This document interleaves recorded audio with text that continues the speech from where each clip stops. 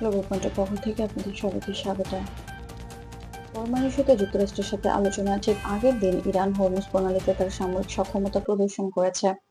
ইরানের বিপ্লবী গার্ড বাহিনী আইআরজিসি এর মহড়া অত্যাধুনিক প্রযুক্তির নৌযান, ক্ষেপণাস্ত্র, নজরদারি, ড্রোন সহ বিভিন্ন উন্নত যুদ্ধাস্ত্র ব্যবহার করছে। তেহরানের নৌ ইউনিটগুলো প্রধানত তাদের প্রস্তুতি যাচাই করার জন্য এই সামরিক তৎপরতা চালিয়েছে। মহারাজের তদারকি করেন বিপ্লবী গার্ড বাহিনীর চিফ কমান্ডার জেনারেল মোহাম্মদ বাকপর। নির্ভরযোগ্য সংবাদ সংস্থা যেমন রয়টার্স, বিবিসি, আল জাজিরা এবং অ্যাসোসিয়েটেড প্রেস নিশ্চিত করেছে এই মহড়ার মূল লক্ষ্য দেশের সুরক্ষা বজায় রাখা এবং সামুদ্রিক নিরাপত্তা নিশ্চিত করা। বিশেষজ্ঞরা বলছেন এই ধরনের মহড়া প্রায়শই রাজনৈতিক ও কূটনৈতিক সংকেত হিসেবে ব্যবহৃত হয়, যাতে ইরান তার অবস্থান দৃঢ়ভাবে প্রকাশ করতে পারে।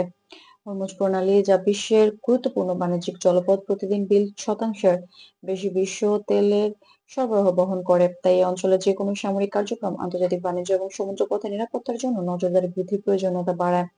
ইরানের মহড়ায় সামুদ্রিক পরিবহন এবং গ্লোবাল এনার্জি মার্কেটকে সতর্ক থাকার জন্য পরিচিত করতে পারে। যুক্তরাষ্ট্র এই মহড়ার বিষয়টি ঘনিষ্ঠভাবে পর্যবেক্ষণ করছে। ওয়াশিংটনের কর্মকর্তারা উল্লেখ করেছেন যে হরমুজ প্রণালীর মাধ্যমে বাণিজ্যিক জাহাজ ও আন্তর্জাতিক জাহাজ চলাচলের নিরাপত্তা নিশ্চিত করা তাদের প্রধান অগ্রাধিকার। এছাড়াও যুক্তরাষ্ট্র এবং ইরান মাঝে পুনরায় শুরু হওয়া কূটনৈতিক বৈঠক মধ্য দিয়ে উভয় দেশ তাদের পারস্পরিক নিরাপত্তা ও পরমাণু বিষয়ক উদ্বেগ সমাধানের চেষ্টা করেছে। বিশেষজ্ঞরা মনে করেছেন ইরানের এই মহড়া মূলত প্রতিরক্ষা প্রদর্শন এবং কূটনৈতিক আলোচনার আগে রাজনৈতিক সংকেত হিসেবে বিবেচিত। ইরান আগের মতোই বলছে যে তাদের পরমাণু কার্যক্রম শান্তিপূর্ণ এবং আন্তর্জাতিক আইন অনুযায়ী, একই সঙ্গে তারা আঞ্চলিক সুরক্ষা এবং নিজস্ব নৌ সক্ষমতা বজায় রাখতে সচেষ্ট। আন্তর্জাতিক সম্প্রদায়, বিশেষ করে গালফ দেশ ও ইউরোপীয় অংশীদাররা এই মহড়ার দিকে মনোযোগী। তারা নিশ্চিত হতে চায় যে সামুদ্রিক পথ নিরাপদ এবং বাণিজ্যিক জাহাজের চলাচলে কোনো প্রতিবন্ধকতা সৃষ্টি হচ্ছে না। বিশ্লেষকরা বলছেন যে ইরানের মহড়ায় সরাসরি সংঘর্ষের আশঙ্কা কম, তবে সামুদ্রিক নিরাপত্তা ও কূটনৈতিক মনিটরিং বাড়ানোর প্রয়োজনীয়তা রয়েছে।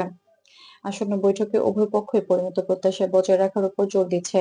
আলোচনা মূলত পরমাণু হুমকি প্রতিরোধ, তদারকি নিশ্চিত করা এবং আঞ্চলিক নিরাপত্তার সমাধান নিয়ে। বর্তমান পর্যায়টি পর্যবেক্ষণমূলক এবং পরীক্ষামূলক, যেখানে কিছু আত্মবিশ্বাস তৈরি করার পদক্ষেপ নেওয়া হতে পারে।